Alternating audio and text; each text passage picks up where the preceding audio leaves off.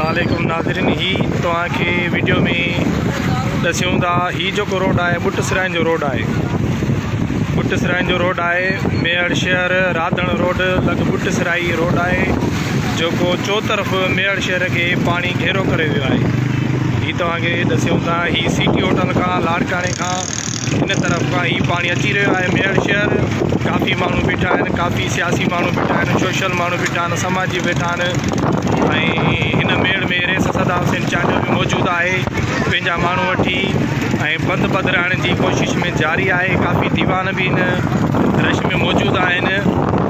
ही तव्हांखे दस्यूं था ही पानी तमाम घणो थी वियो आहे। मेड़ शहर के चोफेर पानी वकोड़े वियो आहे। काफ़ी हंधनि खां काफ़ी रोडनि खां घारा लगी विया आहिनि। ही बुटसराइन जो रोड आहे जेको हिनमहिल ब्लॉक थी वियो आहे।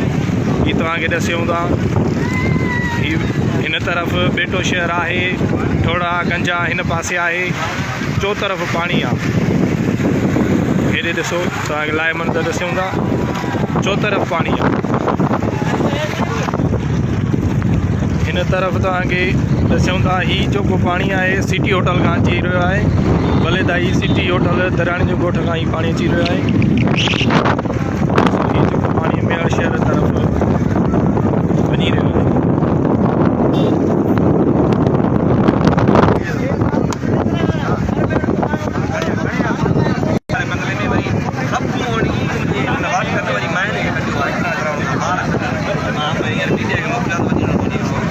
असां भी याद रखंदासीं ही वक़्तु असांखे न आहे ज़रूरत तव्हांजी। हाणे असां घणियूं रेडियूं कयूंसीं, असां घणो चयोसीं त अचो असांजी मालिकी कयो, हिकिड़ी मशीन अचे हा।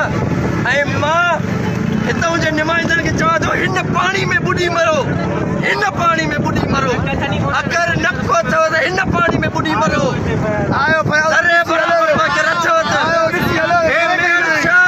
हे मेड़ शहर जेको बुॾे थो, असांजा जेके बच्चा बुॾनि था हे तव्हांजे सिर आहे। अल्लाह असां त हिन दुनिया में त तव्हां बचंदव पर अल्लाह तव्हांखां ज़रूरु पुछंदो।